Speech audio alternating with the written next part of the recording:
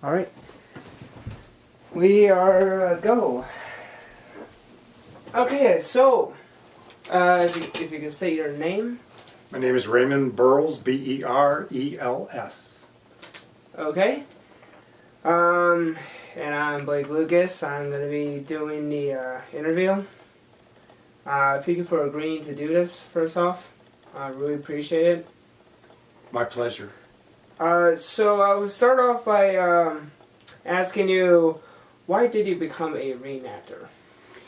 I became a reenactor as part of my historical journey to learn more and more about the American Civil War. I actually started, the spark in my interest started when I was very young. I went to the library, I took out a pictorial book that had a lot of pictures, and I read it over, and it kind of sparked my interest in the American Civil War. Shortly after that, for Christmas one year, I got a play set of Army men. I was still young at the time, and I played for hours in the basement with these Civil War Army men. And unfortunately for the Confederates, they never won a battle. The Yankees won all of the battles.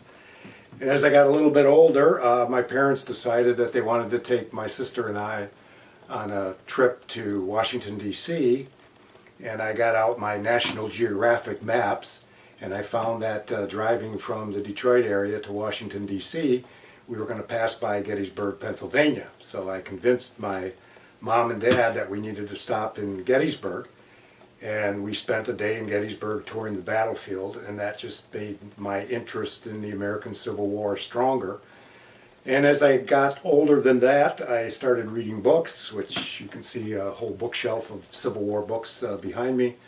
I went to museums, and there always seemed to be something missing from my research and my study and my reading and going to museums. And one year, this is about 22 years ago, I went to a reenactment at Wolcott Mill Metro Park. And there was probably 50, 60 Yankee reenactors, about 50 or 60 Confederate reenactors. And I watched the battle as it unfolded. And as I was standing there as a spectator watching these guys recreate a battle from the American Civil War, I said to myself, I've got to do this. I want to do this. So I met with some of the reenactors after the battle, and a gentleman sort of took me under his wing and told me what gear I needed: jackets, hats, pants, musket, shoes, and got me started on my journey to becoming a reenactor. So that was, I think, 1997 is when I really got started in reenacting. So it's been kind of a lifelong journey, and the reason I got involved in reenacting is to sort of put another side to the study of the American Civil War, not just books, not just museums, and not just touring battlefields. I wanted to wear the clothes that the soldier wore. I wanted to smell the smoke from the musket. I wanted to feel what it was like to be a soldier in Mr. Lincoln's army. So that's what led me to become a reenactor. Really good. Just let me make sure it is. Yep. Hey, for you to go like halfway through the interview. Yeah. It's not even recording. So the next question, what is your favorite part about being a reenactor? Favorite part of reenacting for me is doing the actual battles. I like to go out onto the battlefield and move around as the soldiers would move in concert with each other during the battles. I like firing my musket. So the actual battles are the part that I enjoy the most, where you get out on the battlefield and you feel like you're a real soldier, and obviously you don't face the same fears that a real soldier would fear. I mean, I've never gone out on a reenactment battlefield and actually feared that I was going to die as a result of the battle like the real soldiers did. Right. But it can get pretty darn close when you take yourself and put yourself into the actual battle. And I know it's pretend, but it's kind of like going back on a time machine and putting yourself on a battlefield of the real American Civil War, and you listen to the commands of the officers. You move with the other men in your unit, and you try to gain an advantage on the enemy, which in this case is the Confederates. So that's the part of reenacting that I like the most. I can wholeheartedly agree with that. Yeah, it's fun. Second question, third question. What is the worst part of being a reenactor? I think the worst part of being a reenactor, probably up until maybe 15 years of my reenactment career, I didn't have a worst part of reenacting. But in the past several years, it seems like more and more people become offended by what the Confederate States stood for, and that is slavery.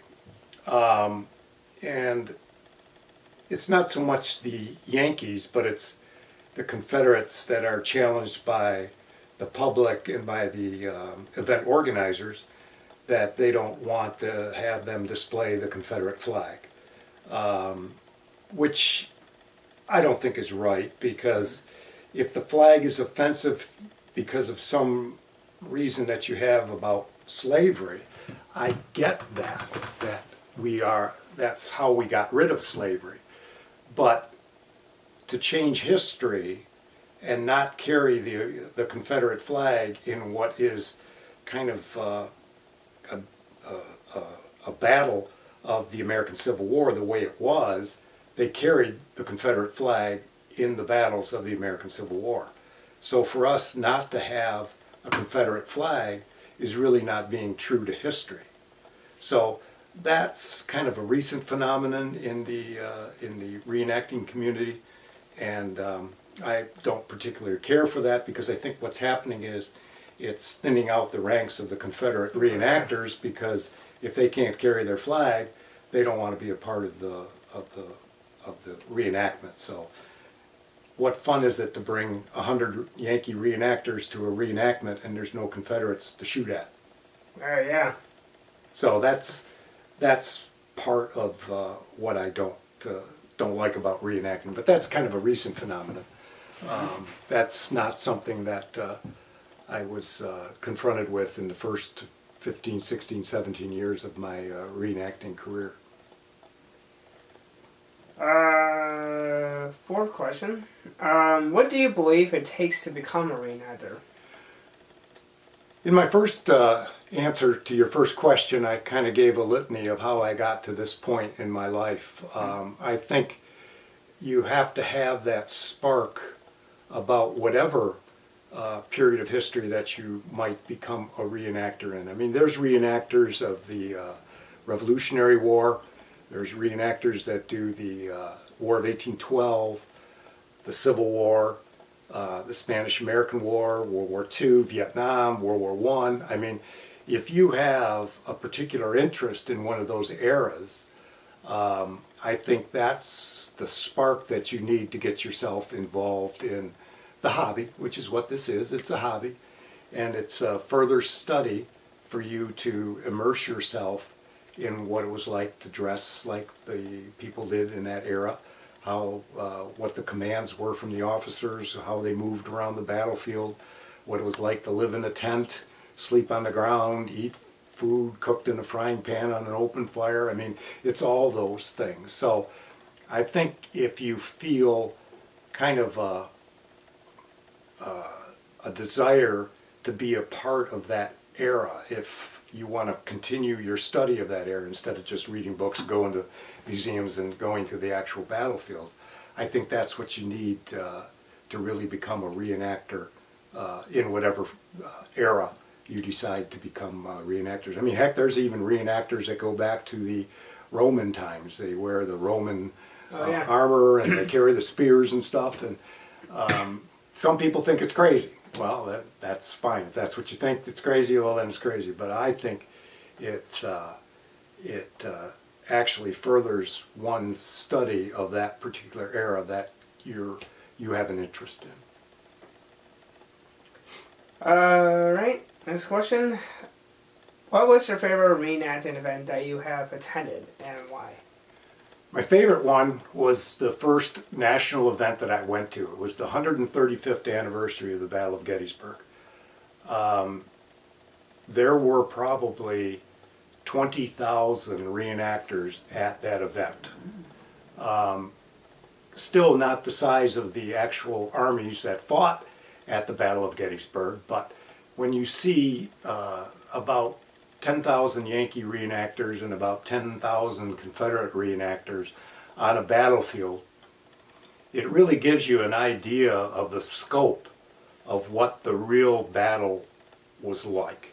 I mean, 10,000 is a lot of people.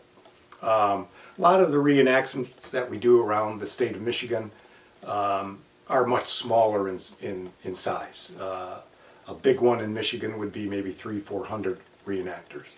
So when you get on a battlefield with 10,000 reenactors on the Confederate side and 10,000 on the Yankee side, you really get an idea of how hard it was and how complex it was to move men on the battlefield in concert with each other in an attempt to gain an advantage on your enemy. And the best day of that 135th anniversary Battle of Gettysburg was on the final day, which is when we did the reenactment of Pickett's Charge. Yeah. They had built some cover for us, like the fence line that was at the angle on the third day of the Battle of Gettysburg. So we were behind the fence and the rocks, and 10,000 Confederate soldiers with their flags waving came out of the woods and came across the field that was probably 3/4 of a mile long. And they were all standing shoulder to shoulder, coming across the battlefield with their flags waving and their generals on horses. And it was a sight to see. It was actually the closest I've ever been to seeing a real battle in the American Civil War 135 years after the fact. So that was the kind of thing that I watched develop. And our commander was yelling at us to fire our muskets, keep our fire up, keep our fire up. And I got caught up in the moment. I kept loading my weapon and firing, loading my weapon and firing, loading my weapon and firing. And I thought, you know, I should stop and slow down here a little bit and enjoy the scenery. I mean, here we got 10,000 Confederates coming across the field, and I should watch it and not worry about loading my musket and firing, and loading my musket and firing, because I could load 20 times. I'm not going to shoot one Confederate, right? Because it's I'm shooting blanks. So that was probably my favorite one, and the reason I liked it so much is because there were so many people there that it really made you believe, not made you believe, but made you see what it was like to be on a battlefield where the armies of the Potomac and the armies of the Robert E. Lee sometimes numbered 60,000, 70,000, upwards of 100,000 men in each army. So 20,000 isn't a large portion of that, so their armies were even larger. But it's the largest one that I've ever been to in my life, and 20,000 men is still pretty significant.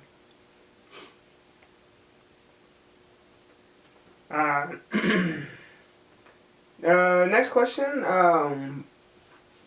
Why did you pick being a reenactor soldier compared to choosing some other military branch? Well, during the American Civil War, there were basically three branches. There was the artillery, there was the cavalry, and there was the infantry.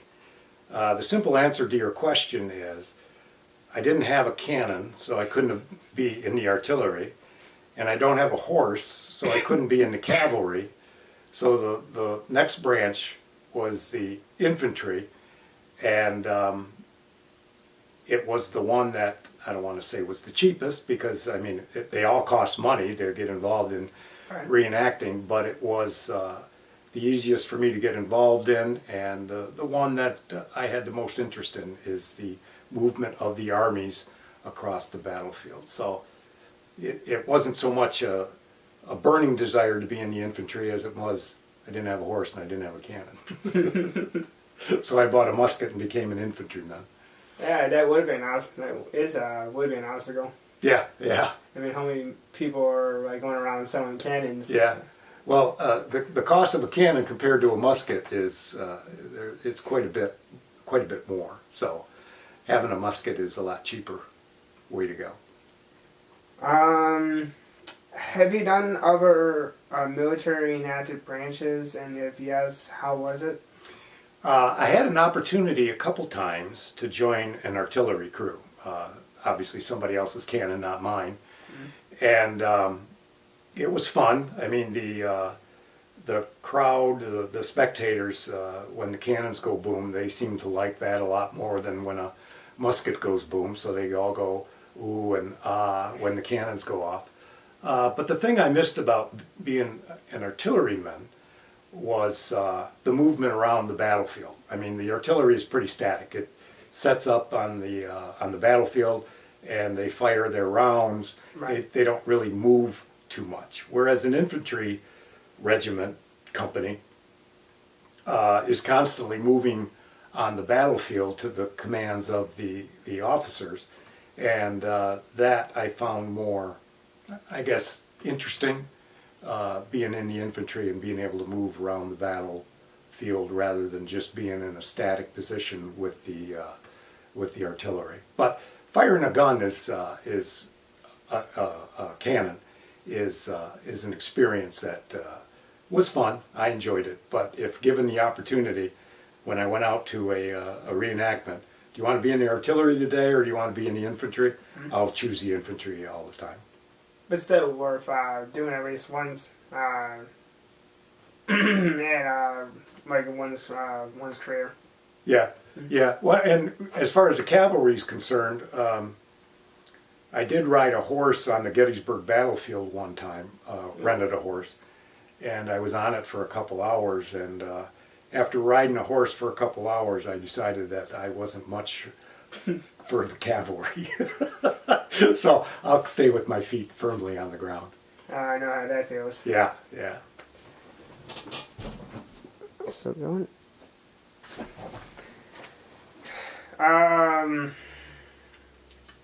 So why did you join the reenacting group that you're a part of? Well, in Michigan, there's, I don't know, maybe 10, 12, maybe as many as 15 different groups that reenact the American Civil War. There's the 1st Michigan, the 5th Michigan, the 3rd Michigan, the 7th Michigan, the 9th, I'm with the 15th Michigan. There's the 17th, the 21st, the 24th. So I'm sure I missed a few.